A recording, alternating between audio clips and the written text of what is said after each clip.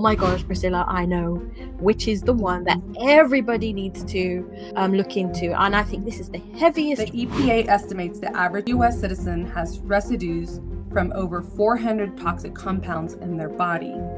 82,000 chemicals are in use today in the U.S., but only a fourth have ever been tested for toxicity. Having an autoimmune condition is having a sad relationship with food. Chlorine, bromine, and fluoride, because they're so similar to the iodine molecule, your body can't distinguish. And iodine, bromine, and fluoride can block your iodine receptors. You will not have an awareness of what's impacting you. You will not have boundaries put in place. You will accept toxic behavior. Healing Graves holistically, there's not much out there at all. We're kind of in this unknown territory. So we're inviting you guys into our personal journey. We may not know all the answer, but guess what? We're going to try to figure it out as much as we can. Hello, my name is Meron and I'm based in the UK and I'm the founder of Loving Me Kindly. And my name is Priscilla and I'm based in the United States and I'm the founder of Healing Unapologetically. Together we are co-hosting our podcast, Thyroid Sisters Navigate Graves' Disease. Over the last few years, since being diagnosed with Graves' disease, we have fought to gain our lives back and are both living medication-free. We are not medical experts. However, through our experience of dealing with this disease, we have learned so much and want to share our journey of healing and self-discovery. We have come to realize that trusting our instincts and intuition has helped us lead healthier lives. And our goal with these podcasts is to empower and inspire you. Sorry, I can see my white hair sticking out. You see I can't see it. No one You can see can't? that. Are you joking? No way. I can see No it. way. I Not can see even it from if here. Not at I can see it all. poking out. It's like me today. I feel like I'm wonky, like I'm in topsy-turvy land. I'm trying to I just feel wonky? Maybe we should do like a stretch. I did. While I was waiting, I was doing a whole bunch of stretches. Oh, that actually feels really good. Oh. I was like, wow, stretches just really do make a difference. Oh my gosh, they really do. Posture and stretching. Posture and stretching. I do it every night. I had a routine and then I just haven't done it in the last 2 nights. So maybe that should be my non-negotiables. Yeah. I have to do it no matter what. Otherwise. Oh wow, my neck just like totally popped. And then when you do like a deep breath, okay, definitely gonna have an early night though. And then I'll do a little face mist. I did magnesium. I've got a magnesium spray for relaxation. I did that. I always add it on my tummy, and then at night I'll add it at the bottom. Oh well, after a shower. Yeah, my feet, because I noticed that's the least sensitive area. So you have to be very careful. Because if I've put it anywhere like on sensitive skin, like inner arm or somewhere, it kind of stings. So I notice on my tummy it never does. So I just spray there. Welcome to part 2 of Chemical Stressors. We're kind of talking about everything, but yeah, we're focusing on chemical stressors. Meron and I on part 1 started to share just like we started to share little markers in our childhood, or we created like a timeline in our childhood where there were significant events where we were exposed to chemical stressors, whether that's like medication, illnesses, and like I was going into like when I started to dye my hair, when we got our period. We go through those subjects throughout part 1, but we're going to continue. I felt like I ended part 1. We were on a note about mentioning something. We had gone through like a lot of the.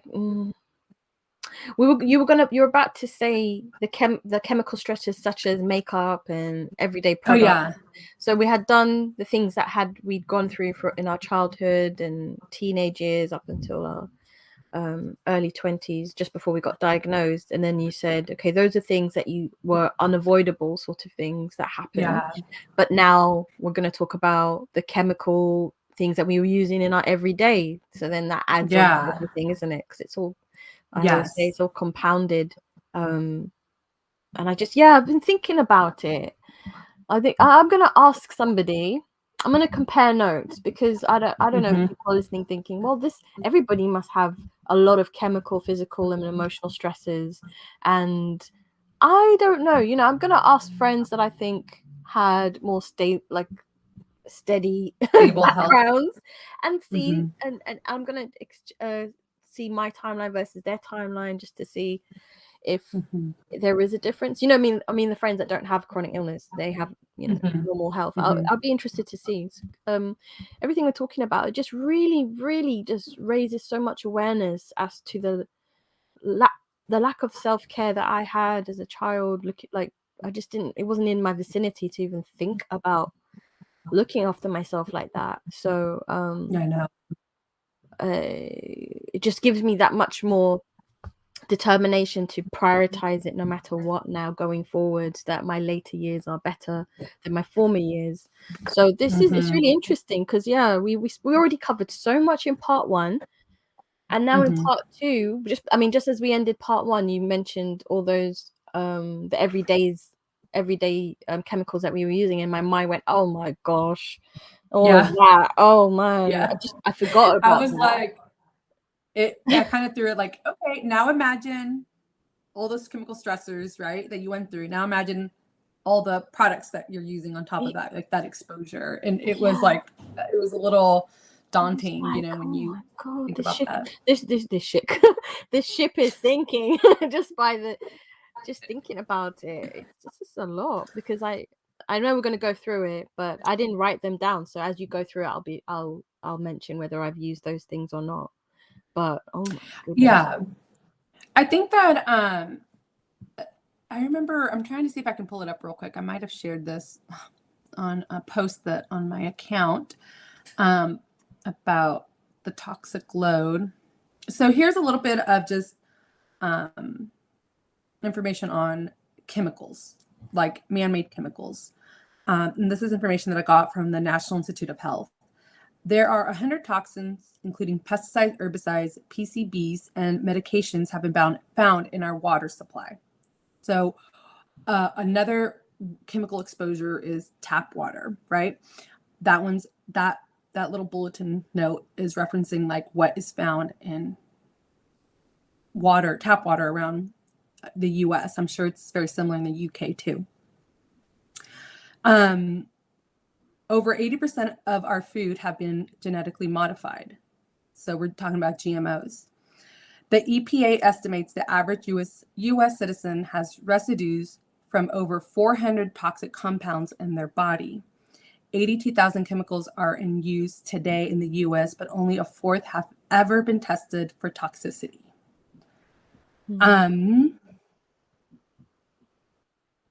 So according to the Environmental Working Group, which is EWG, people are exposed to over 100 toxic chemicals a day.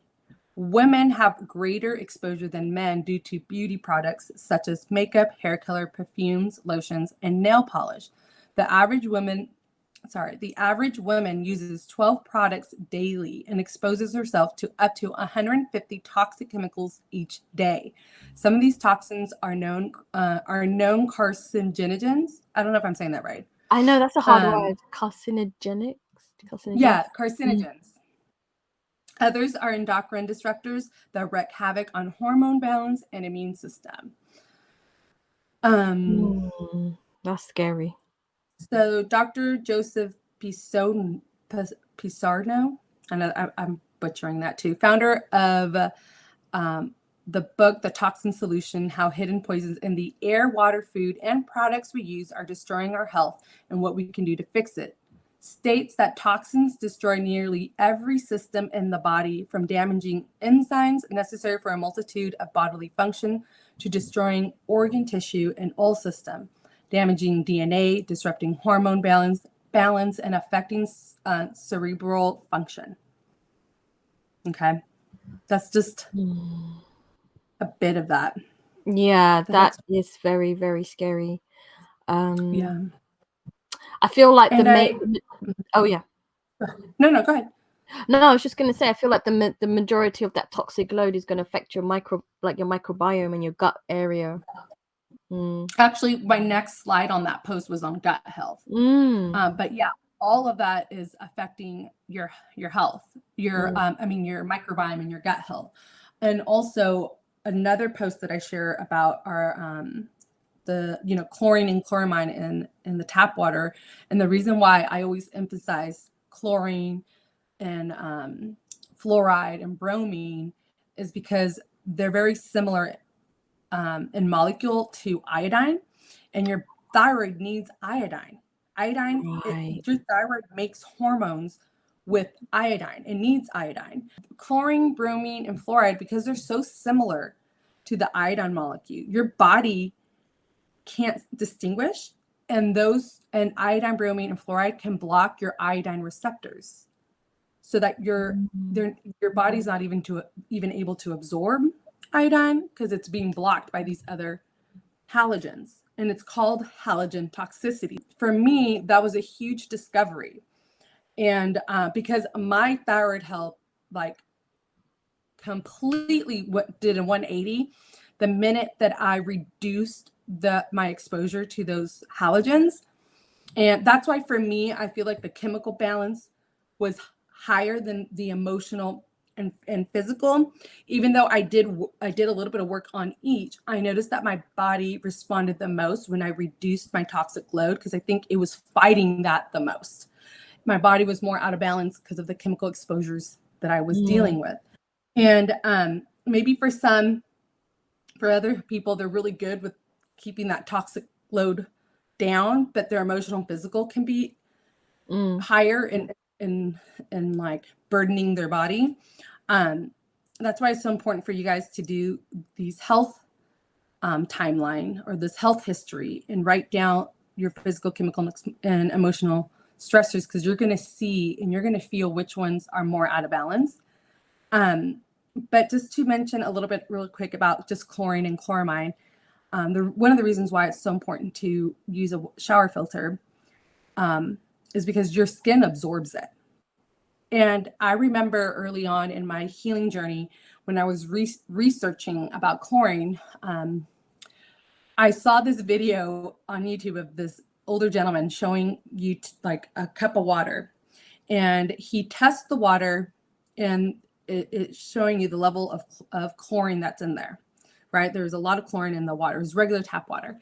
And then he sticks his hand in the water, a few seconds, he removes it, he retests it, and the chlorine is gone. So where did that chlorine go? Oh, no. So when I saw that, I was just like, I'm ordering a shower filter right now, even though I was already getting lots of hints of like, hey, my health history already taught me that I am very sensitive to chlorine. Even as throughout like my adulthood, anytime that I was in the shower, I would always get itchy, like itchy nose, itchy eyes. It was still very irritating to me. And then I developed my thyroid disease, or Graves. So after I saw that video, I implemented a shower filter, but yeah, mainly because number one, your skin is absorbing all of that. And the reason why I recommend to start with a shower filter, if you can do a whole house filtration, great, but a shower filter is the most inexpensive way to filter out your water. And the reason why it's important to do it there is because your whole body is absorbing, right? You're so exposed, you're there naked, so your whole skin is absorbing it. And on top of that, a lot of us are taking warm, hot showers. So it's opening up your pores. Everything is being absorbed even more. So yeah, I always recommend a shower filter. Number one, it can cause lung and respiratory problems. It can increase your risk for bladder cancer. It decreases your immune system. You absorb more chlorine from your shower water than your drinking water. Okay. Because the skin is the largest organ in the body, isn't it? So, yeah. And chloramine, so if you're going to get a shower filter, make sure it filters out chloramine as well, because chloramine is a chemical compound made of ammonia and chlorine, and it's more toxic than chlorine. So unlike chlorine, which evaporates quickly, chloramine lingers longer and is more resistant. And this information I got from Dr. Berg. You can Oh, Dr. Berg. Oh yeah. yeah, you can, not Dr. Bergman. He's a doctor, just Berg. It's I'm sure weird he that their has, names are so similar, but yeah, Dr. I Berg. He know. does a lot of YouTube videos. I do watch some of his stuff. Yeah. Mhm.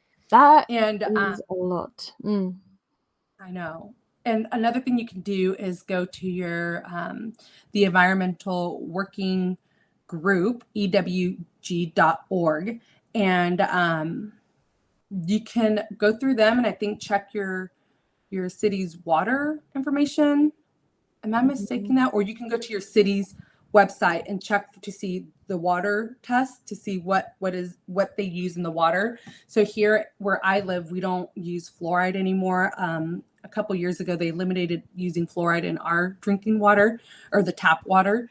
So that's one less thing that I have to worry about filtering out, because fluoride is a lot more difficult to filter out than chlorine and chloramine. So, excuse me. So yeah, those are just a few little just information that I'm really passionate about sharing, just because for me, I saw the quickest turnaround in my health once I reduced those chemicals. And really quickly, bromine, which is another halogen, it's found everywhere.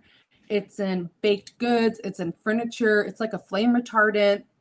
It's so hard to eliminate. But I think that's one of the reasons why going gluten-free is extremely impactful, not just because of the GMO aspect of what gluten is now, and it's harder to digest, and it's a GMO, and it's like sprayed with glyphosate, and it's heavily, just chemicalized. It's also mixed with bromine as a preservative. And a lot of baked goods, like store-bought, if you go to Whole Foods, I don't want to say every bakery in Whole Foods is bromate free. I'm not quite sure. I think it is, but I've noticed that some of their baked goods will have a sticker that says bromate free. So their flour doesn't have bromate in it. And King Arthur, which is a brand for flour, they're also bromate free. So if you are having a hard time eliminating gluten, try to go with unbrominated baked goods. It's going to be harder to find, to be honest. Like the only place I find that is Whole Foods. I was really surprised that the other day, there's this pizza, like a frozen pizza, that we like to get every once in a while. It's like fermented dough. It's really good ingredients, and it's gluten. However, it's made with unbrominated gluten. It's just a safer step. So someone like me, my gut has been healed, I can tolerate gluten whenever I feel like eating it. I don't feel good when I'm on a high carb diet, so I don't like to eat gluten all the time. But when I enjoy it, I don't deal with issues. But one of the things that I always stick to is sourdough, ancient grains, like sprouted grains, and also finding unbrominated baked goods. And Whole Foods, it's like one of the only places that I can find that. So, or unless you want to like make your own bread and you buy the King Arthur unbrominated bread, the flour, you can do that. I know that was a really long intro. That was that's a lot of information, a few things there that I knew, but some things that I didn't know.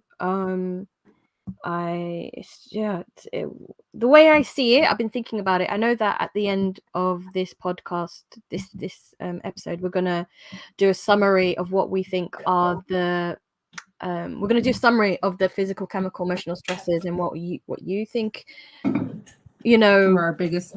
Yeah, is our biggest where the load is, and what our ideas are about that. So I'll save that to the end of which one I think is the heaviest for me and things like that. But it just really does show you how much you need to be. The way I see it, this is how I see it, and I was thinking about this yesterday. I see it as people with autoimmune diseases, chronic health issues, it's like we're a house ablaze. Like we're literally on fire on the inside. Just think of it as, and we have to be our own firefighters, basically. We are what you have to think about this, because it's so confusing. What do I do? Where do I go? How do I start? I don't know. There's a lot of information out there, but just think of it as what you need to do is literally try and put out the fire. You're there with the water hose, just trying to put out that fire. So all these steps that Priscilla has said is like a firefighter. Like beware of chlorine, beware of fluoride, beware of all these things. These are all things that are that are just, the fire is like going like ablaze, and just like it's feeding the fire. Feeding the fire. So basically, if you want to simplify it as much as possible, is try to stop feeding the fire and add more water. If you want to think of it that way, that might simplify it. Because yes, why can't we rather than put all your trust in like all this information out there and the doctors, which is good, but also be you this is your house. You want to out the fire. You're the firefighter. So what do firefighters do? They study the fire. They know everything that fire does. Everything that fire does, what it likes, how to contain it. So that's what it's about. It's about studying all this stuff and giving yourself all this knowledge so that you know how to put out the fire in your own body. So that's what that's I want to say it now, but I'll save it to the end. My idea of the chemical, emotional, physical stresses has shifted a little bit now, because I remember I told you which one I thought was the heaviest for me, and then you said you had an answer to that, and then it got me thinking. But now, after these talks, it's all coming together now in my mind, and I'll save it to the end when we do a summary. But it's really interesting. It's really interesting. I didn't know about that about bread as well. Do you know what? I don't have gluten. I've eliminated that out of my diet. But saying that, my husband makes homemade sourdough bread, and he uses his own sourdough starter. And I don't react to that at all. So I know that it has 3% gluten in it, but that's the only bread I can have. So there's this YouTube video online by Barbara O'Neill. I can't tell you exactly which one it is, but she talks about the history of wheat and how it was hybridized and how it was made to, go from being like 6 feet tall, like huge, to being like 2 feet tall. They completely changed the genetic of what wheat is, and they were doing it in the name of ending world hunger. But it, maybe they accomplished that, who knows, but it caused this really complex, difficult wheat to be digested. The protein, and she breaks it down in this video. She explains it beautifully. She explains why protein is so hard to digest for many. So you don't have to be celiac to be having gluten issues. You can genuinely be gluten sensitive just because it is a very difficult protein to break down. Now, when you do sourdough, the fermentation process breaks down that molecule and makes it a lot easier to digest. That's why so many people are okay with sourdough. I'm not celiac, but I developed gluten intolerance by my late 20s, and I got leaky gut, and gluten was a big trigger, a fire. It was feeding the fire for me. So I had to eliminate that. But when I eat sourdough or sprouted grains like Ezekiel bread, and even like if I have my occasional one-off where I don't care if it's gluten, I'm out and about, my stomach isn't suffering from it because I am balanced in all my other areas of my health. So I'm okay if I'm exposed to it. It doesn't mean, if I start to eat it daily, I might develop a problem again. But I don't even enjoy gluten that much to like want to even eat it on a daily basis, because I've already been through that path.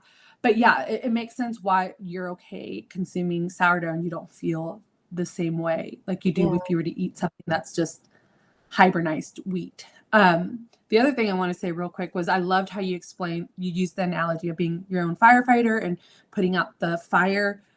That's the perfect way of explaining root cause trigger, because fires, what you're trying to do first is to stop feeding the fire. that doesn't mean that it eliminates it right away. And I've had many conversations with women who would message me frustrated because they're like, I've already eliminated gluten, I eliminated dairy, but they still have that fire.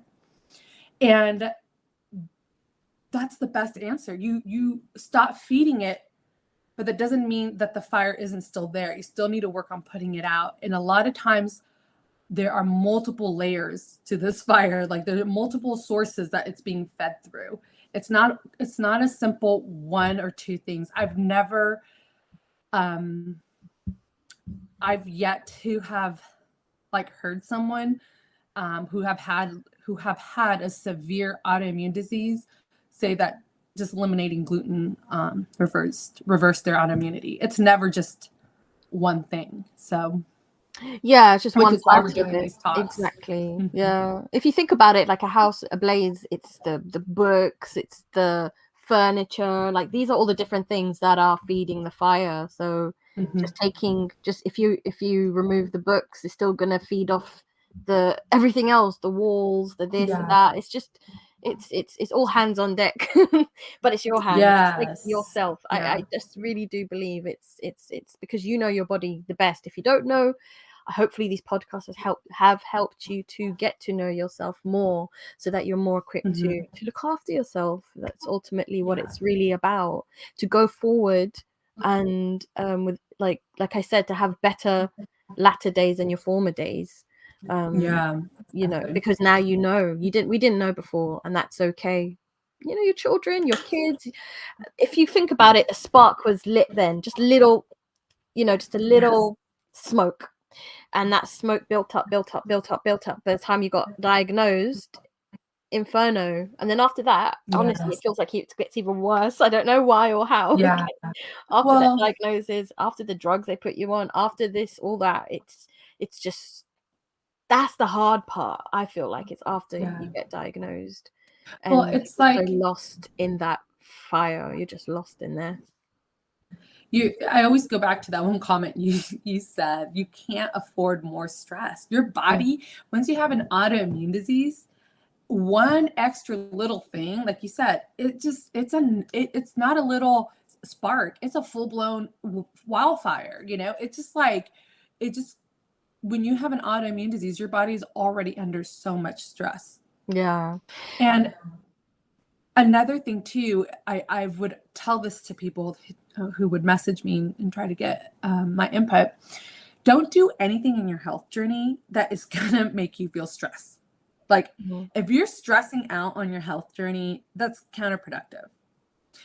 That's why I always like to speak on these gentle lifestyle changes, not because like I'm not saying you can't handle anything more. You're the only person that can gauge that. And the only thing that I would advise is just don't add anything to your plate where it's stressing you out, where you're feeling afflicted and like I don't know what to do. Should I do this? Like you're just like overthinking every day on it, Yeah, I have an answer to that though, because we covered it and it helped me. The Mhm. episode that people need to listen to is the love languages one. Can your love languages help to simplify your autoimmune condition? Because then you're doing things in Yeah. in rhythm with the things that you like. So like I said, I love affirmations and I love quality time. So I have a lot of me time moments and I have a lot of words that uplift me. So my healing journey is things that I enjoy. But I used to do what everyone else did before. And that episode really helped me. And I realized, oh Mhm. no, you can use your love languages for your healing journey. So if anybody listening now hasn't listened to that episode, I would listen to it, and also to find your love language so that you can work towards and work with your will. Is what Priscilla says a Yeah. lot, that I like. So yeah, so you don't hate it, because that's just adding stress. Like it's almost counterproductive, isn't it? Because you're stressing out, No, you're not yeah. helping yourself, and you're going Yeah. round and round in circles. We don't want to go round and round in circles, because we do enough of Yes. that. It's just already Yeah. a very yeah, it's like a roller coaster ride, isn't it? But Oh gosh, yeah. so yeah, work with your will, find your and try to enjoy it, because it's your body and you Yeah. want to enjoy your body. You don't want to, Yes. everything you do has to be from a And place of love, just that water that exactly. brings down that let fire. it flow. Let it whenever you're finding that imbalance, because the truth is the healing journey is going to be difficult. There's going to be not challenging. It's going to be very challenging at times. Very. So when you're reaching a point where you're dealing with an obstacle in your health journey, and it's very challenging, and it's starting to become stressful, maybe that's the time that you pull back and you tap back into your love language and say, you know what, I enjoyed doing this a lot during my health journey, and you refocus on that. That's how you're refilling your tank. You're reminding yourself why you're doing this, you're regrounding yourself, and then you go back to tackling that obstacle. And that way you're not just like forcefully pushing through something and getting nowhere. Because I think that's where a lot of people give up. It's like they're doing okay. Everything is going accordingly. They've given up gluten, they're giving up dairy, they found new stuff. Okay, they bought something new, the health journey is okay, but all of a sudden they're not seeing results, or all of a sudden they're having to part with things that they love. You know what I mean? Yeah. A lot of these habits that make us sick are things that we've grown to love and enjoy. And then it becomes challenging and difficult, and all of a sudden, like, they want to try to find ways to work around it or not go through it. So I would just say stop right there. Mm-hmm. Yeah. Go back to something that you enjoyed doing the most during your health journey. Remind yourself why you're doing this, and then go back and tackle that challenge. Yeah, I know. I read somebody in one of the comments somewhere, I can't remember where I was reading it, and they wrote something and it really hit me. Somebody wrote, having an autoimmune condition is having a sad relationship with food, like a lifetime sad relationship with food. And I was like, oh no. My God. I was like, I get it because I even had it today, because I've changed my routine a lot, and I've been doing a lot of like green juices and things like that. And sometimes you just want to have that life that you used to have, where you didn't have to think so hard about, is this going to harm me? Is this going to trigger me?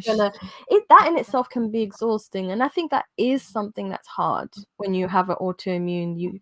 It's so much of a drastic change, and it's not just for like a short period of time. You don't know how long it takes to put out that fire, basically. But it's true, and I just want to highlight that it's true. It is hard. Mm-hmm. It is. Yeah. Because everybody, you want to have ice cream, things. I'm just saying things that I miss right now. But I know better, because I know sugar is just awful on my body. So that keeps me from having it. Doesn't mean I still don't want it. So I'm always trying to think of alternatives, and I've really utilized every way you can use dates, because dates are natural sugar, and I try and make cakes out of it, try and do this out of it. And it's not the same. It's never really the same but you got to weigh it out there at the same time, because you want to feel like you again. That's the aim, and you have to keep reminding yourself that just keep going. It's for the greater good. Just keep doing it. Don't give up. And I acknowledge that it's sad. Yeah. It is a bit of you know what, I think one of our next episodes, so Miran and I are wrapping up our season 1, right? We are going to end this season of our podcast with the chemical stressors and the summary, and then we're going to come back with season 2. But I think in season 2, I think our first episode needs to be on diet. It needs to be on this alone, because there's so much I can say right now, and I want to say it, but I'm thinking I need to hold it, because it's not going to be all right. Stay tuned. Stressors. Stay tuned, you guys, because that's one of the most asked questions that I always get. And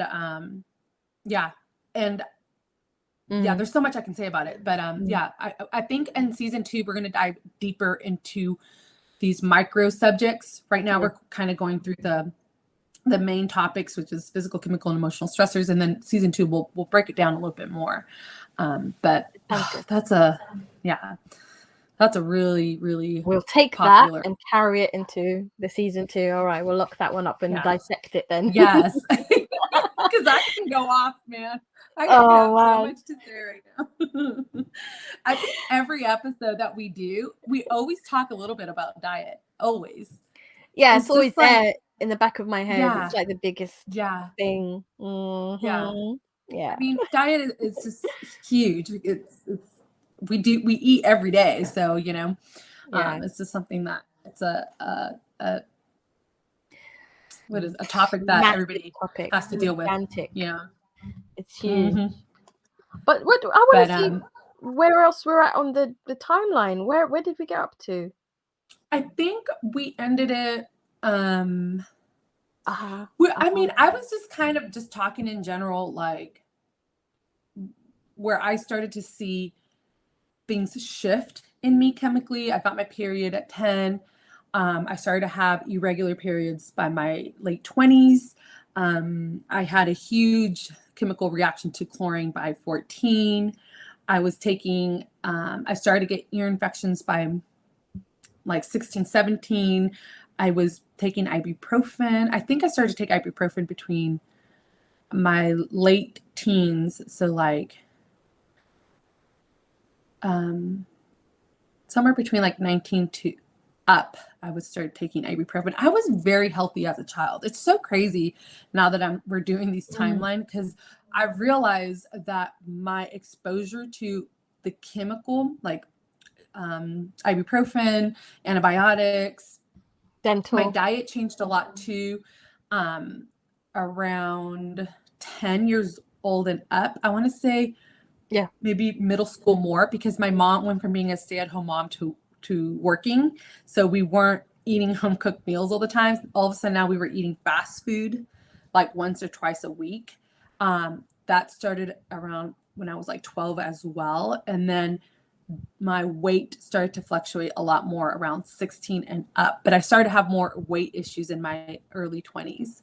And then I had a car accident, so I was medicated. Was I medicated? I was taking some medication for high blood pressure. All of a sudden, like within this decade of my life, so somewhere between maybe 16 up to like 26, somewhere around there, I was like exposed to medication. Diet has changed a lot. I just mentioned beauty care products, right? That every woman exposes themselves to 15, was it 15 or 12? I can't remember. Beauty products. I wasn't always really heavy into makeup and beauty products, but if I already have a chemical sensitivity, I feel like for me chemically, I'm more sensitive. I don't know why. With my physiology, it's just any little thing. I think chemically affects me. I don't know. I'm just more sensitive to it. But naturally, I was more minimal with my skincare and beauty care and makeup. But still, just like every other girl, I loved all of that stuff. Hairspray was something that I would always use. That shampoo and conditioner. I remember I always had issues with conditioner. It would always make me break out. My skin was always very sensitive to whatever is in conditioner. I don't know why the conditioner always had issues with it. Yeah, so that's kind of how I can wrap up my chemical exposure. I can't think of anything else that stood out. Well, but it's interesting because mine's similar to yours in terms of that decade of just craziness of all these things. When you look at it, you go, whoa, right, that decade. And then I said to you also with the mumps at 16, and then 10 years later I got the Graves disease, and how there's a link with Epstein Barr virus and Graves disease. Obviously I had a lot of medication from the age of 9, which is just so young, and I can just imagine my little gut, that must have been too much for my gut, and then again for that to happen later on. The dental that we both had, so many similarities between our timelines. And then I started to develop like acid reflux, and that was around 17. And I stopped. I used to love oranges, and I just couldn't have it anymore. Like acidity would just trigger me so much. And I used to take a lot of. It's called Gaviscon, which is a type of reflux suppressant used to treat acid reflux and indigestion. I don't know what the equivalent is in America. And then I had to take that a lot. Just like, and I was liquid or like a liquid pill. Oh, almost like minty as well, like a thick white liquid that I would take. And I used to be anemic as well, and from like the age of 14 up. So where did that come from? And vitamin D deficient. So I used to take like vitamin D supplements. But you know, when you're a kid, I used to just chew on them. They're the squidgy ones, you see. I used to just like chew it and just keep taking it. Like I didn't know what I was doing. No one was watching me. I was just like chomping it down. It was like Chomping down candy. vitamin D. It's not even like it's sweet, but I like that pop texture. Yeah. And then like 18, this is you see now it's like building the smoke, like from 9 years old it's building. 18, I had a really awful tooth extraction. Like it was so painful. I was like, get it out. And he just went and took out that tooth. So yeah. But a tooth grew up from that one. It's someone up there. Yeah. So there's still a tooth. Yeah. Right, half a tooth. But luckily I didn't lose it. Back? Yeah, somewhere up at the top. The one right at the top. But I don't know. You know, obviously he must have numbed me to do that. Yeah, if you're getting a tooth extracted, you're getting numbed. Yeah. And then from 18 to 22, this is the thing where I'm like, Meron, why did you even used to take that? I used to take Pro Plus pills. That's like caffeinated little, they're like little you know, like they're not medication, but they're pills, basically highly concentrated caffeine pills to get me through university. So I used to take that, and it used to affect me so badly because I can't take caffeine. You know, you're just like, oh, I need to stay up, I need to do this, I need to study for this exam, I need to do this coursework. So everyone was taking it, everyone was doing it, and it used to make me zing. I think I have a video, I'm not going to upload it, but where I'm just zinging upstairs, downstairs, like clapping my hand. It made me like react so crazy because it's concentrated. On top of that, I would drink Red Bull. You have that in America, right? Red Bull. Oh yeah. A lot of Red Bull. Like that was the drink. Yes. And that was the drink of most students. Wow. Can you imagine what all of this stuff is doing to my nervous system, my heart? It's interesting that you're mentioning college, because I think a lot of people can definitely relate to what you're saying. Like college, that's college, yeah, university. That's when I did not look after myself because I was just like, you're just young, you're just enjoying yourself. I had a lot of fun. I would eat a lot of pizza, pizza. Just how can that be my diet? I mean, it was just very like easy food because you're studying, right? Just easy stuff. There's no nutritional value in anything that I was doing at university.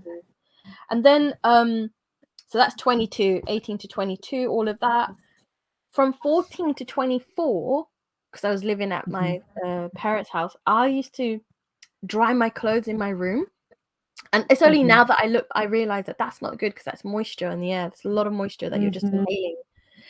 So that made me realize about like my sinus issues and things like that, like just congested all the time. That's not good to sleep with damp clothes because I don't do that now. I know how bad that is. That's a long period of time. And this is weird. From the age of 24 to 25, so university, I didn't do that much drinking, barely touched, which is the age where you're supposed to drink, but I was like, I don't really need it. I'm not much of a drinker anyway. But there was this 1 year when I was working, so after university, I'm working in the city, 1 year where I just went on a binge, like I just drank a lot for 1 year. Just going out, city life, just go out, drink, Jaeger bombs, vodka. The thing with me is not that I drank a lot, because it doesn't take a lot for me to get drunk on a Tuesday. But it's just going out late and just partying kind of. Every Friday, you know, the guy in the office is like, right, everybody ready to go out tonight? And it's just like, go out, have fun. It was really fun. But if I think about it again, the smoke has started at 9 and it's building, and I'm compounding it now with this is just about being diagnosed, you know, because I'm at 24 years old here, 24, 25, and I'm drinking a lot of alcohol.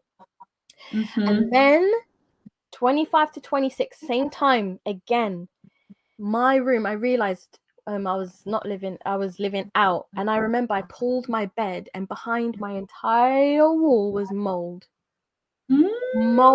everywhere, like thick. I was like, oh my gosh.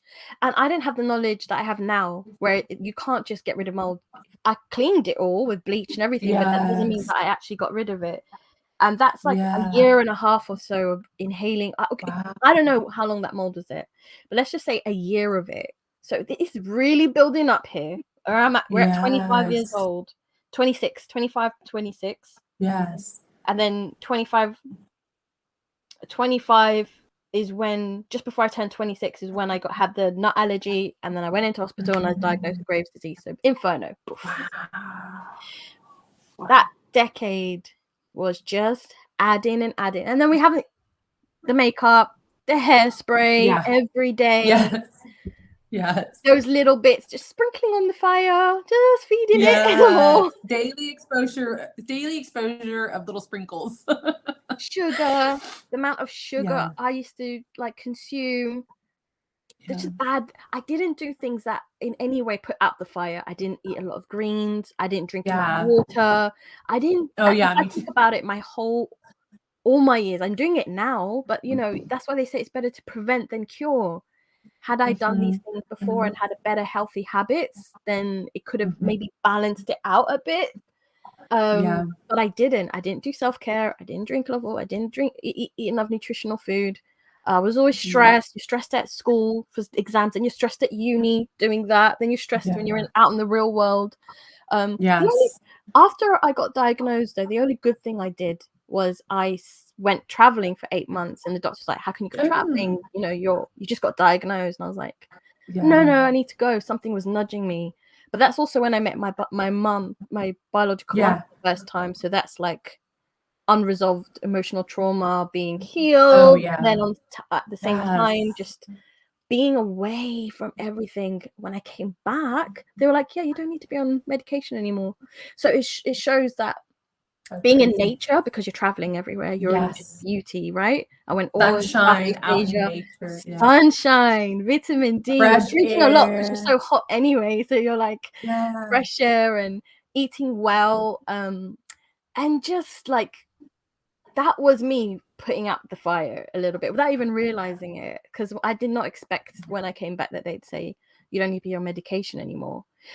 But from then till now, I feel like the flames come up and up sometimes. I've not been on medication, but managing this house, sometimes the flames can come up, you know, and it's now I'm just like putting it out here, putting it in the living room. Oh, there's fire there. Oh, there's a fire in the bathroom. Oh, so doing that. But now I'm getting much better, and I hope that this podcast is helping other people to see things in their own lives where they, you know, just to see it in a different way. That might help with the healing journey.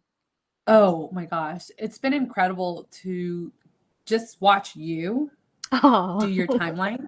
I'm serious, because I did this 5 years ago, and I'm like, I'm going off of just like the main triggers and stuff that affected me.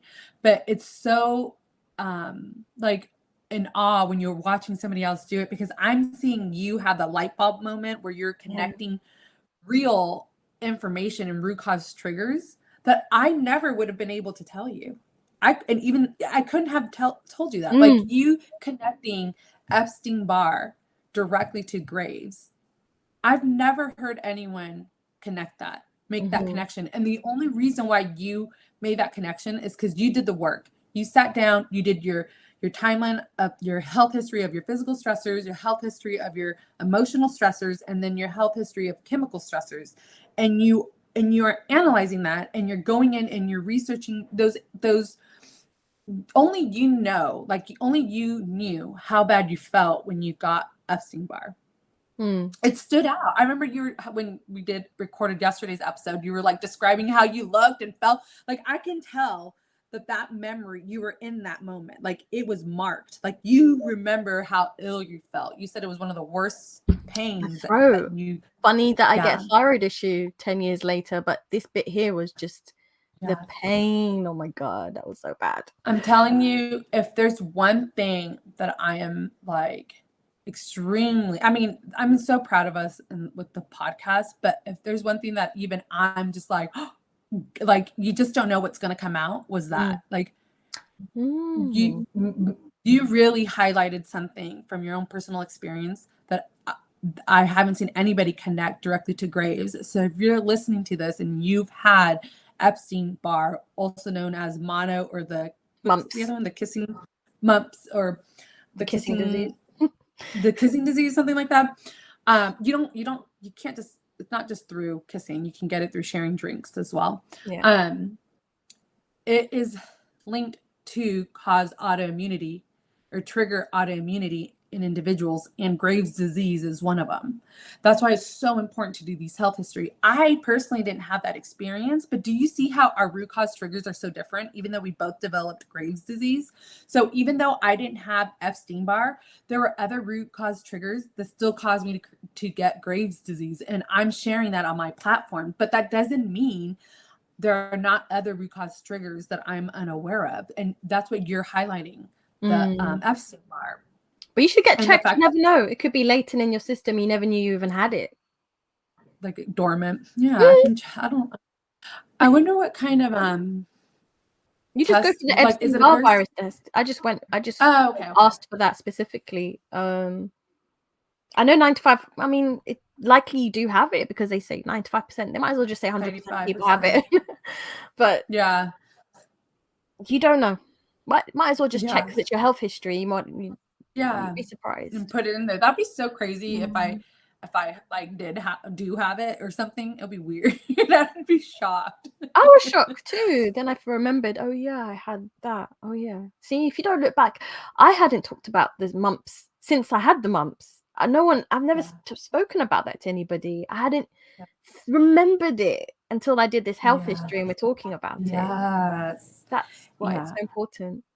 That's why it's so important to do this and connect the dots.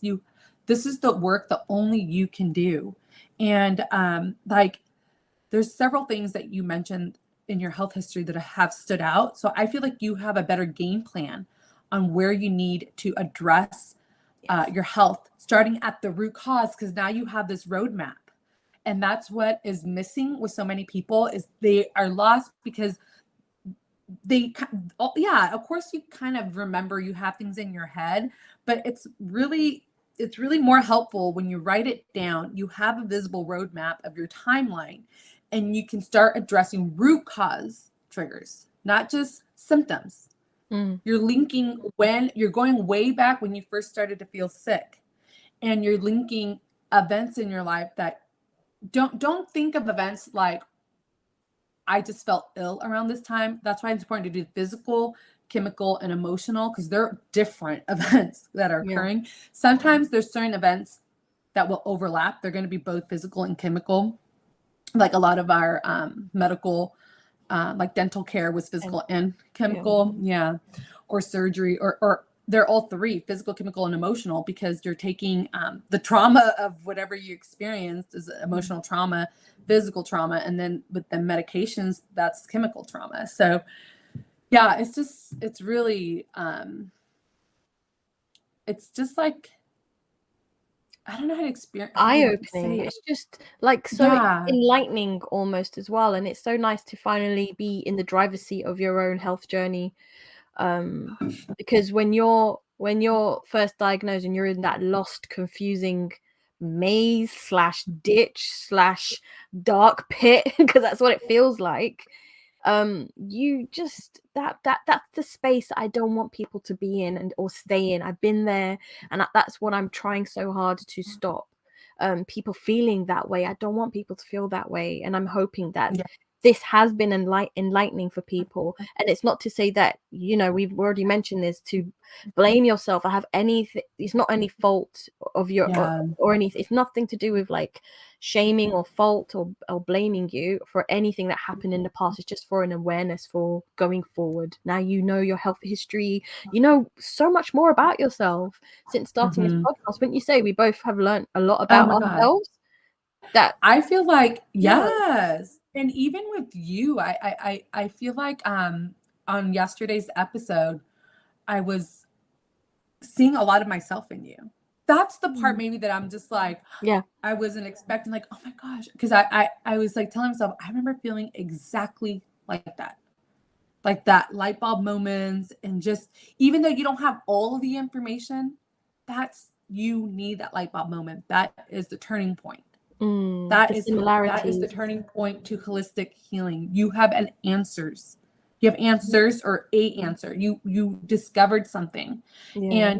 And it's just incredible to have seen that. Like, I knew this was going to be good, but it was just like, I still couldn't expect like how good, because I know that that's what's going to be most helpful for you with healing Graves, is knowing like everything you just discovered. Yeah. That's amazing. It's just like, it's like building your armor. You're just so much stronger now. You know yourself. So when a doctor speaks to you, you can be like, well, you know, this, and this, rather than blindly being led here, there, and everywhere. You need to like I said, you're your own rescue. That's my way of wording it. You're just your own rescue. And I had something I wanted to say. I hate when it slips my mind. that happens to me a lot. Yeah. Oh man, it was a juicy one, but okay, we'll see if it comes back. Well, one thing I did want to mention for my chemical stressor that I just discovered how damaging it was to my health, even though it was something that I cut off early, like when I started to heal, was diet soda. I was in I started to drink diet. Yeah, I know, but in my household, we started to drink it because my mom got diagnosed with type 2, so she had to cut down on her sugar. And Diet Coke was something that was just like brought into the home, diet soda.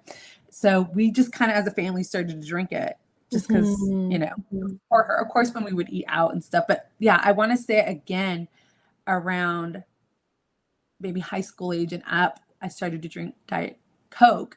But in my early 20s, probably there's two things that I wanted to say that I connected with what you mentioned. Around 24, 25 too, I never partied. I would never go out and drink, but I worked at this little cafe, and then at the end of the night, me and my coworkers would go out and drink. I probably did that for like a short period of time too. So the party life will impact you. You know, alcohol. I remember having my fun time as well, and drinking more than I should have. And then also because I have a high tolerance, so yeah, you can tolerate. Okay. Bad. Oh no. What was your go-tos? Like, was it like hard drinks like whiskeys and do stuff? like Whiskey? shots. We would do no, I wouldn't do whiskey. I would do tequila. I would do tequila, but just one. I've had like I would do other stuff. Like if there was a friend that wanted like a fireball, what that was called, fireball. Oh, like I think maybe a fiery drink shot. Like we would do those, or and somebody else wanted to order their favorite shot. We would do that. And then mix it all up. Oh yeah, beer. Yeah. But thank God, I don't know how. Man, it's bad. Yeah, it was because of my high tolerance. You know, it's just like would just go and I would have fun. But it was fun. But I see alcohol as something to celebrate with. You know, I realized that I don't think about alcohol, but like I need to go have a drink or something like that. But I like it to celebrate moments and stuff like that. But even now, like, yeah, maybe a glass of champagne on like our anniversary or Valentine's Day or something like that. Priscilla's laughing because it's my 1-year wedding anniversary today. Yeah. My husband is currently at a stag do. Exposure. It's fine. Well, he should be home later today, so we'll celebrate. Yeah. Yeah. It's good to celebrate. And it's good to celebrate, but I would tell people, see, it would shock me. I see people who have thyroid and they're on the medication, levothyroxine, and they also drink alcohol. And I would, because your house is ablaze, I would say, look, you're in the inferno stage. I wouldn't add alcohol at that point. So I don't usually like to tell people what to do, but I would just avoid it because it's just adding to the flame until you can bring it down, you know? I especially with Graves' disease, all the medication like methimazole and other antithyroid medications are extremely taxing to the liver. Okay. That's the one. Your Exactly. doctor is only going to want you on it for a period of time because it is really, I think Dr. Mark Hyman described it as poison. It's literally poison. Okay. It's poison. So I just didn't want to say that to people. I know. Because it's so hard on your liver. The last thing you want to do if you're taking methimazole or any Graves' disease medication is to drink while you're on a medication, because alcohol also impacts your liver. And this medication, You mean drink water? No, like drinking alcohol. Sorry, you don't want to drink alcohol. You don't want to drink on medication.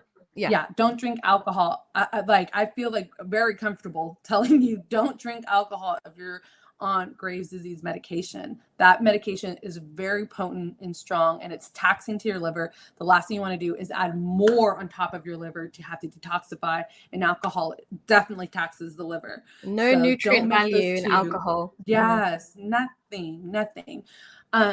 Especially when you're on medication. It's just your physiology just changes. So you need to talk to your doctor, but not that people look at alcohol for a nutrient reason. People might be like, but don't look for it for a nutrient reason. It's just to relax or whatever, isn't it? Well, some people might be like, this is my water. I don't know. This is my water. Yeah, you never know. Their hydration or something. No.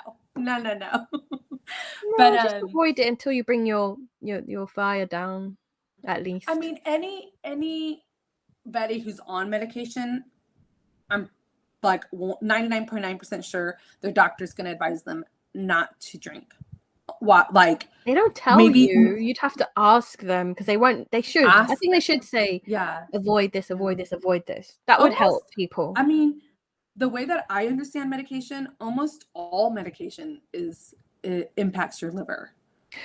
Yeah, but if people don't have an awareness of their liver health, like I know a lot about the liver health because I'm just trying to do so much to heal and everything like that. But I think I just see a lot of people just not really having an awareness of their body and what it does, and it hurts me to see them, because I want to say something, but I don't want to, infringe on their rights to do whatever they want. But you want to, when you love people, you want to tell them, please. Yeah, don't do. I mean, we're not trying to tell you what to do. We're just advising, if you're trying to heal holistically, heal naturally, or with integrative medicine, if your goal is to heal, then it's not wise to drink alcohol.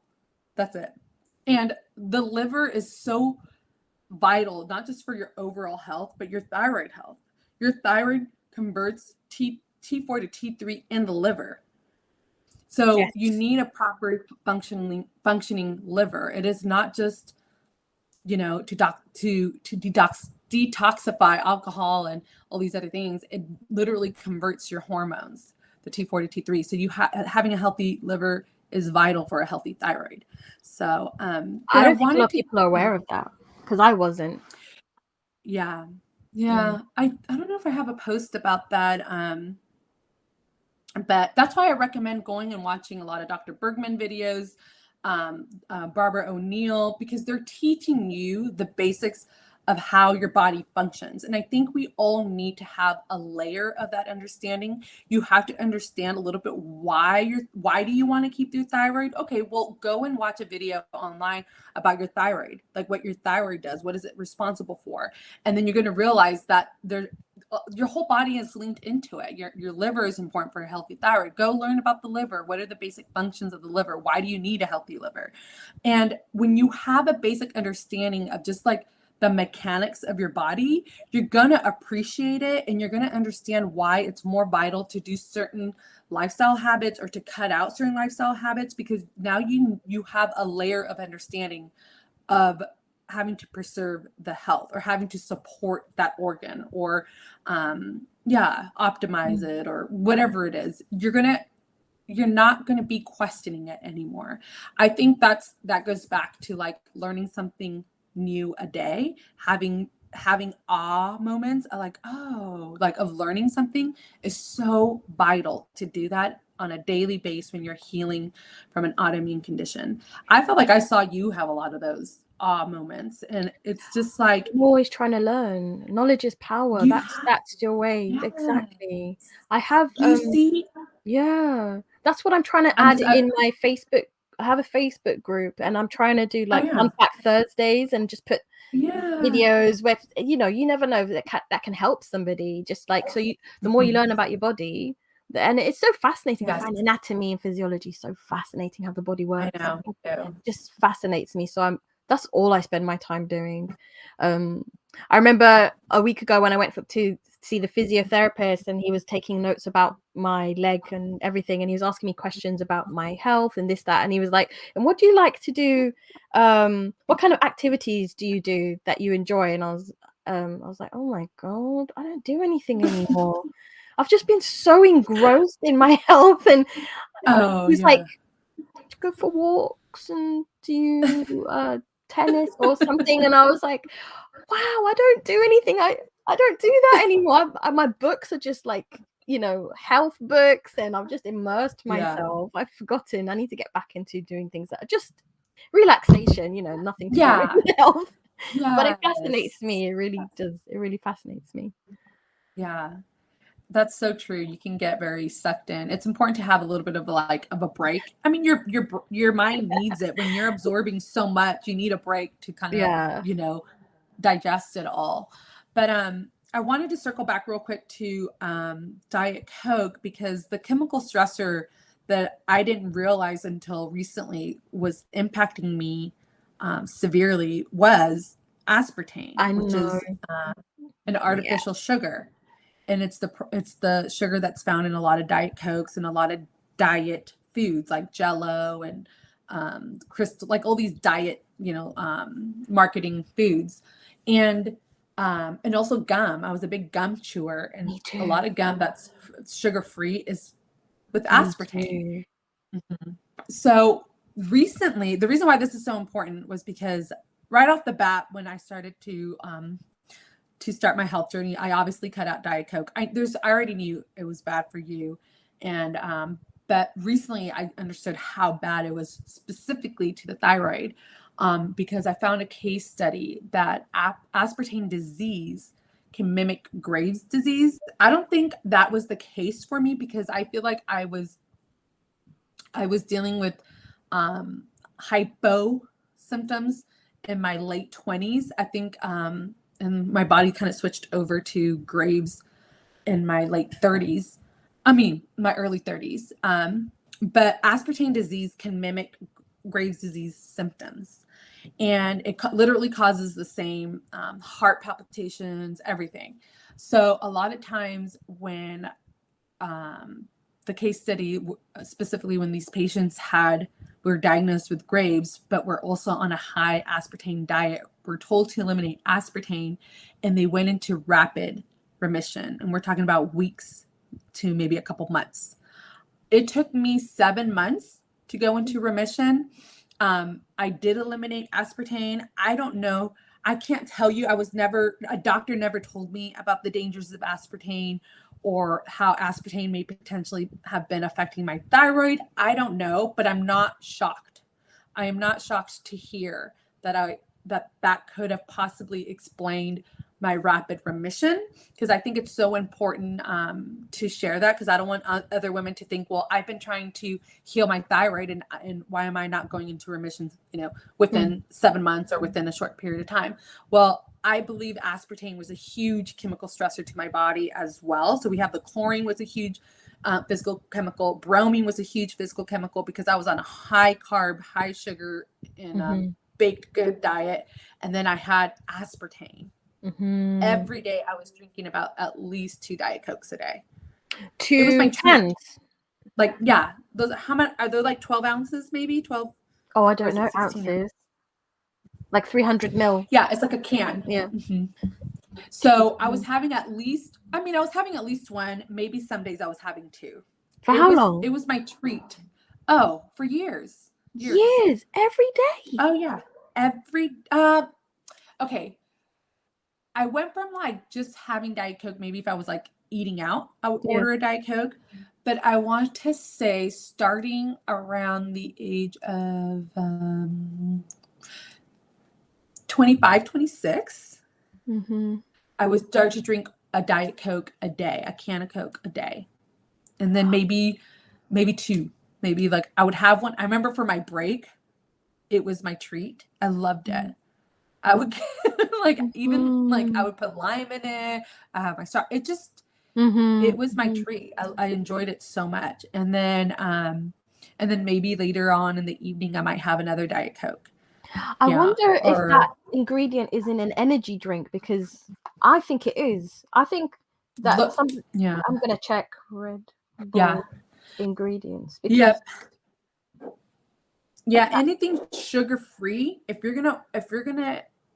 you're right now consuming sugar-free products, or you're wanting to, or you're on a low sugar diet, make sure that you're checking the labels and you are avoiding aspartame. Aspartame, excuse me, is linked to mimicking thyroid disease. Aspartame isn't good for you, period. You need to avoid it regardless. Because yeah, it does. It contains that, yeah, and that's what I would see. You might have had the diet, the what Diet were Coke, you? and I'm having Was the the Red Red Bull? Bull. Yeah, the energy drinks. Oh I'm not my surprised. I think I knew this. God.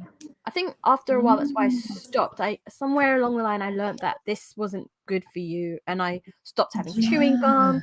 I don't know what, because there's so much you learn, and it's just I just stopped it. I literally dropped my chewing gum packet, because I must have learned the impact of that and thyroid, I think, because I do not touch that stuff at all. And I always tell my husband, don't have that. There is like Pure, PURR, I think it's the brand, or PUR is a gum brand that is aspartame free. They don't use aspartame in their gum. I love chewing gum. I would chew gum all the time. That's so crazy. Priscilla, I love chewing gum too. Yeah. Could this be us just impacting, feeding the Slow. fire Yeah. so much? Yeah. Because I would have it every day. I mean, I remember Gum. being like in middle school. I mean, I was chewing gum. Me too. From a very young age. Me Yeah. too. I would prefer gum over candy. I just Me loved too. And I just chew even I've had 2 or 3 at the same time. Once the flavor of one had just slightly run out, I'll just put another one in. Just keep the flavor going. Yeah, Oh going. my gosh. You see so much similarities though. It's not that different. It's the same chemical stressors that kind of have weaved into our health histories. It's quite similar. Yeah, I know. That's why I love that we're doing this, and we're gonna have our first guest as well in our next season. So excited. And I just can't wait, because I kind of feel like we're collecting data, and like you and I have already check marked so many similarities. I just can't wait to have our guest on, because even just through our messages, there are already similarities, but it's just I'm so excited for this. I think that this is going to help a lot of people, just being self-aware of these stressors that look harmless, or maybe you don't realize are playing a bigger role in your health, impacting your health, or not allowing you to progress in your healing journey, because you don't realize how vital it is to remove it. So share it with us. Share us to take a screenshot if you want of your health history. I'll put it up somewhere. I don't know where. I'll put it up somewhere, because it's quite a lot.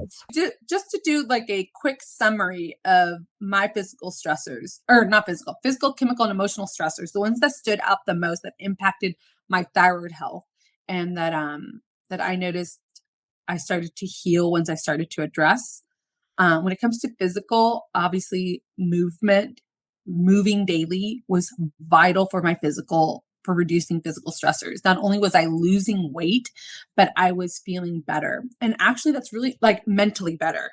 And I just saw a post on Instagram that mentioned how daily exercise is actually linked to having more moments of joy. I'm not surprised. Yeah. Makes sense. And I agree with that, because I felt like I was always in a better mood when I worked out. And I felt like I had more energy as well. If I worked out, it just helped the the foundation of my healing journey for me, addressing that physical stressor by daily movement. Also, daily strength training was huge for me. So building muscle mass was vital for my healing journey. being outside daily, getting fresh air and sunshine, I feel like helped reduce a lot of my physical stressor of being vitamin D deficient. Mm. So those are and also, I So want to say, these things that you're saying that when you're looking at your chemical, physical, emotional stresses, you're relaying basically things that worked for you in these different categories. yes, Oh, yeah, okay. that the top stressors that impacted my health the most was the lack of well, I was exercising, but I went from exercising maybe 2 to 3 times a day to like 5 days a week, and to losing weight. What was the other one I said? Being more outdoors, getting more sunshine, that helped my physical stressors. Um, because my job, because of a lot of our 9 to 5 jobs were indoors so much, so I had to make it a a conscious decision of spending time outside. Mm-hmm. Yeah, losing weight, yeah, was probably my biggest physical stressors, even though I didn't address any of my physical traumas at that point, but I reduced a lot of my physical stress by just weight loss because I was overweight. That's that's what I think of when I think of my physical stress. Mm-hmm. When it comes to my emotional stressors, I actually I minimize my friend group so much. Like, I don't like a lot. I wasn't going out. I was starting to go out some nights, again, drinking. I cut that out. So the friend circle kind of eliminated because of that. And I always had support from like my family. So I think like whether you're talking to a therapist or you have a close friend or a family member that you can talk to and have that emotional support, I always had that. But it became even more, I noticed that I leaned on that a lot during my health journey with my mom and my sister.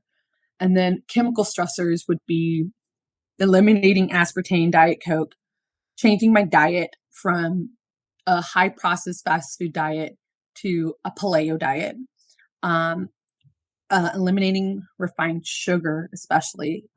And we'll go more into detail in our season 2 when we talk about diets. And did I say going gluten free because of bromine? Overall, my huge physical stressors were chlorine, chloramine, fluoride, and bromine. Those were my top chemical stressors that were affecting my thyroid health. Aspartame as well, drinking Diet Coke on a daily base. Gluten, obviously, because it has the bromine. And also, I just went ahead and detoxified and removed all of my skincare household items to be non-toxic so that I wasn't inhaling. Because a lot of like your cleaning supplies have bleach and chlorine in them. So I switched to non-bleach, like something that didn't have bleach in it for like toilet bowl cleaner and everything to clean my space. Also making sure that I was getting using personal hygiene items like pads that were not bleached in chlorine.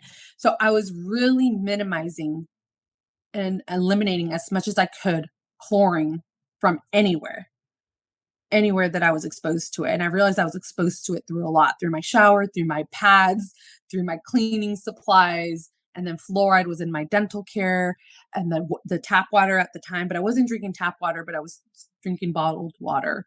And then bromine was in gluten. And also it's found as a flame retardant, which is part of furniture. So just the simple act of like opening up my windows and airing out my space became like a daily thing. And actually I felt like in a better mood anytime I would do that. I don't know if it was just like having fresh air flowing through your home creates it kind of like it's very uplifting. I don't know why. It's like one of those practices that it's so simple, but I'm just like I always recommend to people. Yeah, that's the fastest way that I can sum up my main physical, chemical, and emotional stressors, or how I Oh, address them. I think that's Does that really make sense? helpful. Okay. Absolutely. Okay. That's a good way to put it, to summarize it. So you looked at Okay. the different parts of it, the chemical, physical, Mhm. and emotional stressor, and you're taking out what worked for you and how now you're Yeah. in a better place than you were Yeah. before. So if I take it, And oh yeah, no, and I can go more into detail maybe in our next season on certain subjects, because that sounds very vague, but that's just me. it's a I hope summary. it makes sense. Okay. Okay.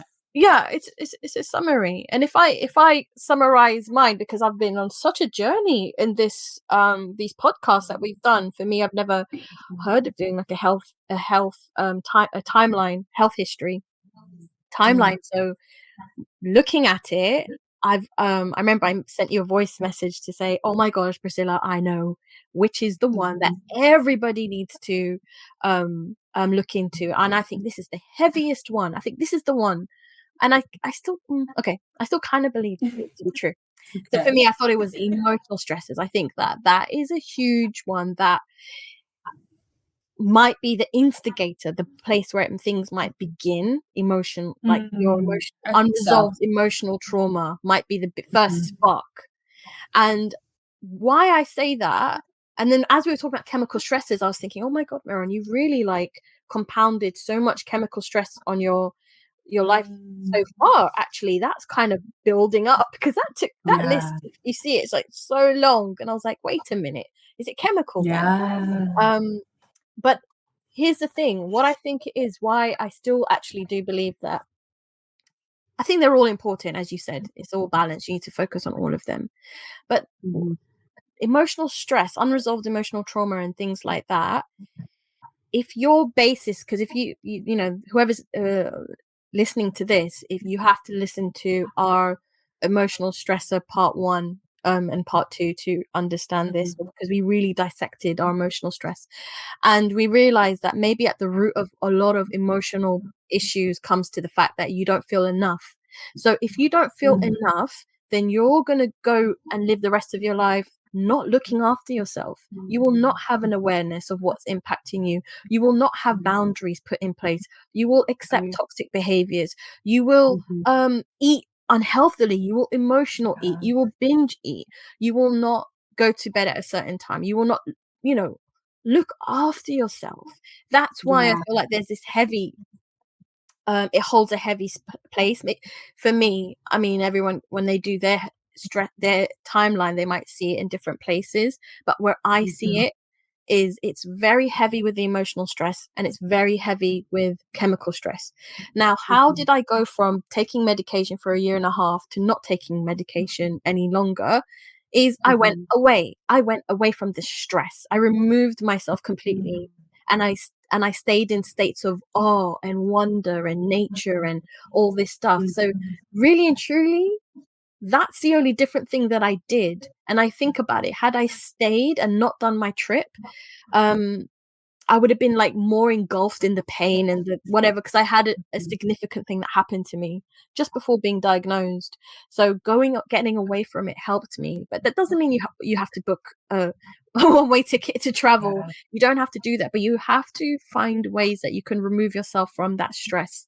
Find mhm, ways to do that. mhm, That could be learning yes, about boundaries, and because I couldn't carry that on. I only did that for about 8 7 8 months. Now I can't just up and leave. So I've learned, yeah, I sought out a therapist, and I'm learning, yeah, boundaries, and I didn't know these things before, and those things, have helped my health. So in emotional stress, for me, that's what it highlighted, what mhm. worked for me, lessening that emotional trauma for yourself in whatever way you can. Chemical stress now, oh, I had a thought about that one. I'm so immersed in my emotional health. You know what I'm like? I'm just like emotions. No wonder it just like it's too much for my system. I'm too like emotionally deep. So with the That's chemical one, good. I was I think just, that's a oh, good thing. that's what I was gonna say. So I'm just telling everybody the things that worked. And with the chemical one, this came later. This just came recently, that I figured out. Lessening that chemical burden is so significant. Oh my goodness. How did I figure this out? In October, when I took that month off work and I just had celery juice every day, for a month. And then seeing that how sick I got, because you get sick before you get better. Yeah. Because all those toxins are coming out of your Yeah. system, was a shock to me. It was shocking. And it's not that you need to go on a celery juice diet. You could try it, you have to speak to a doctor and things like that. But what it highlighted to me is how much of a toxic load was in my system.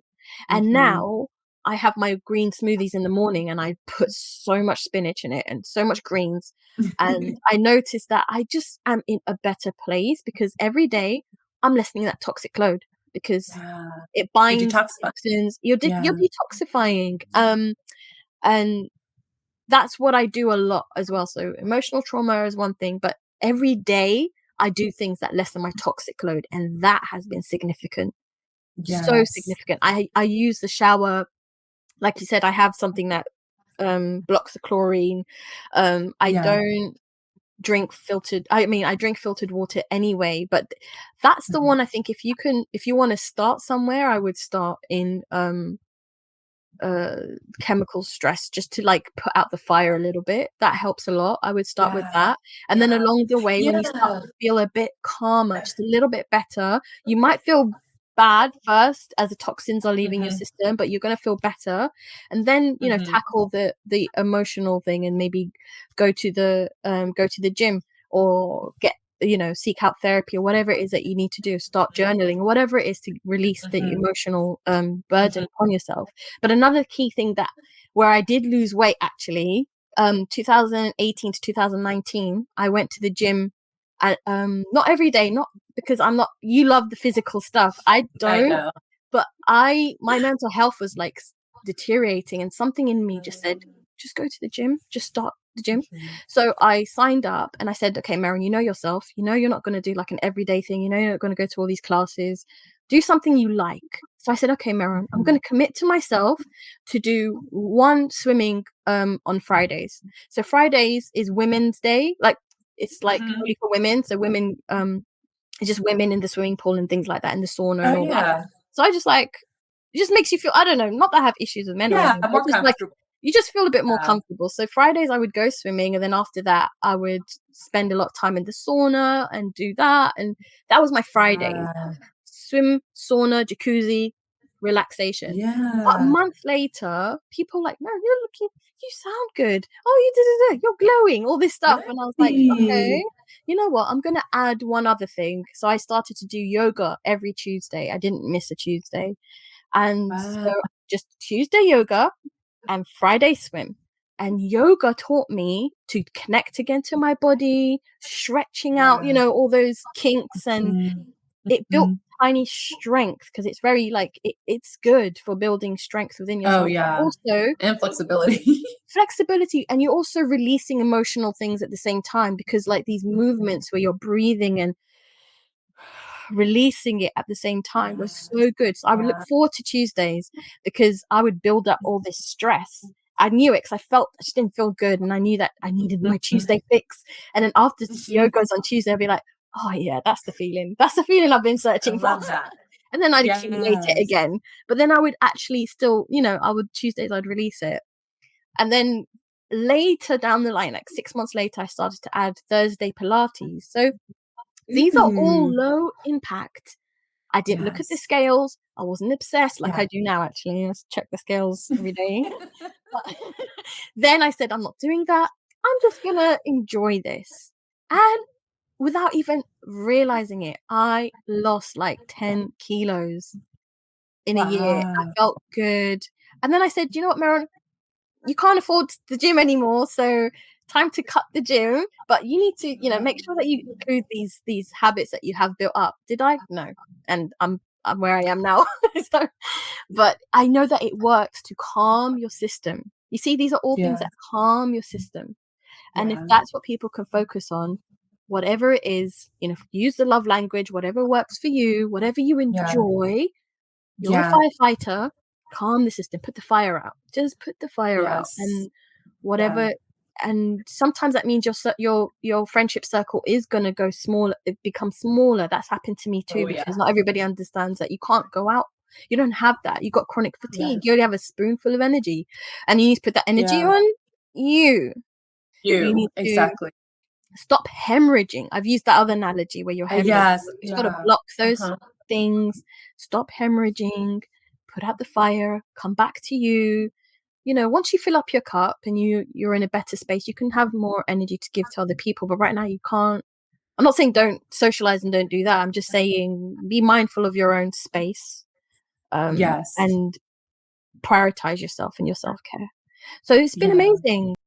You explained it perfectly, especially for physical, because I know you had mentioned before that's something you don't really like as much, but hearing you explain how you found ways to enjoy it, that's all you have to do.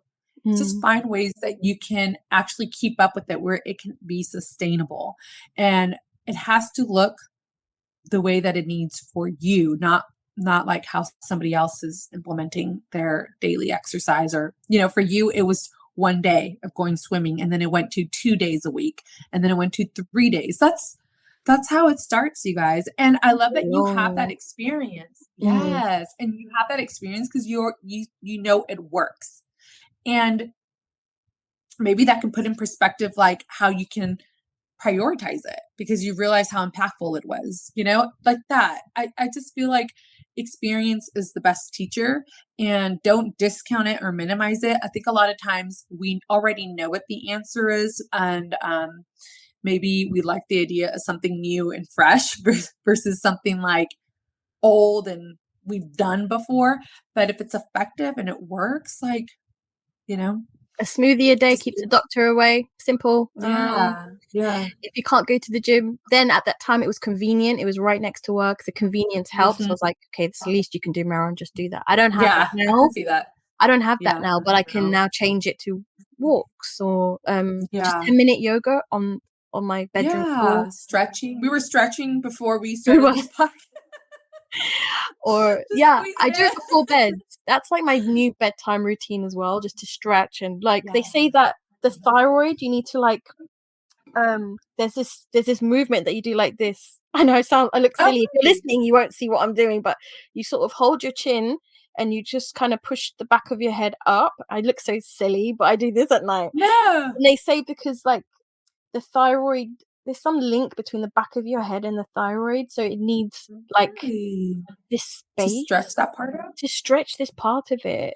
And there's like this yoga movement that is like the cat-cow, I think, where you're doing this. So I was like, oh, there must be a link, because when you're doing the cat-cow, you're on the floor on all fours and you're like bending your neck forward and your back. You're rounding in and then you're like you might feel it. If anybody's listening to this, I bet you if you're moving your neck around, you're going to feel pain because you haven't moved it a lot, you know? You know, one stretch that I loved doing, and I do it every once in a while, but I used to do it so much more. I learned this from Bob and Brad. They're not chiropractors, they're physical therapists. They have a YouTube channel. They have like a big following. They're really fun. I like to watch them. They're funny. Oh my gosh, anytime that I need to, like, something's hurting or I need to stretch, I always go to their YouTube video, because they have tons of information and videos on just stretching. And one thing that they recommend to do daily is to do this movement. I mean, it's kind of different than what you're doing. It's like a tucking your chin in and then extending it out. You're funny. Is it for the thyroid specifically? No, it's more because of like, I think because a lot of people are hunched over or they're on their phone. So it's like one of those movements that they recommend to doing daily. Also, moving up and down is another one we recommend daily. I feel that. The beginning of the podcast, I was doing one where you're like leaning your ear towards your shoulder, and then you're looking in the opposite direction. Your eyes are pointing to the opposite direction of the room. And I heard a big crack when I did that. And then slowly I went to the other side and I look up in a way that just feels good. It feels good. But it is. I wonder if there's something to that, like stretching the neck area, head area with thyroid. I think so. That's what I did a lot in yoga. Yeah. Oh man. Well, there's so much. Because I Like feel I just tight. love. I always feel tight on my upper body. My upper back and neck is always tight. Yeah, So that's why I I have really that a lot. enjoyed yoga. When the instructor would be like, now lie down and stretch your neck, I'll be like, yes, it's stretch neck time, I or know. release time. But Yeah. I think so, because this is your thyroid space. It needs Yeah. something. Stretching. Something. Yeah. Yeah. That's funny that that's one thing too. I would always look up as ways to stretch, especially like to the shoulder and back area. I also held a lot of my tension there. But Graves' disease also attacks your muscles and causes issues too for that, which I suffered a lot through. And I know you had mentioned that before as Yes, well. But chronic pains and stuff like that. oh I man, completely season forgot to two. add season 2 is coming, but I completely forgot to add something that is so important that I do every day Oh, that I don't miss. Probiotics, looking after my gut oh health. yes, Because I me was just too. thinking, I mentioned emotional stresses and chemical stresses, and I was like, well, the physical things happen in the past, so I don't hurt myself like that anymore. Yeah, But because of those physical things, I had too much antibiotics given to me at a young age, so my yeah, microbiome was messed up for a long period of time. So yeah. working on that, I mean, that's huge. You need That's a to physical stressor. take You're probiotics having. every day. Mhm, Yeah, mhm. Me too. I forgot to help me. mention that too. Yeah, Yeah, gut health. Maintaining a good gut health is honestly like the foundation of like not having autoimmune issues because it is. that's why I feel like I don't have issues with like I never had issues with dairy or anything like that. The only food that I had issues with was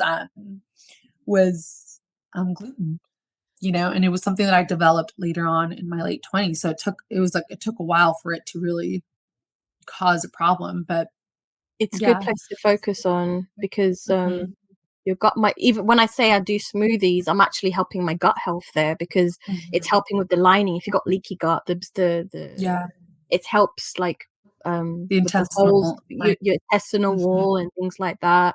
So also cutting out sugar. Sugar is like the worst thing for your gut health.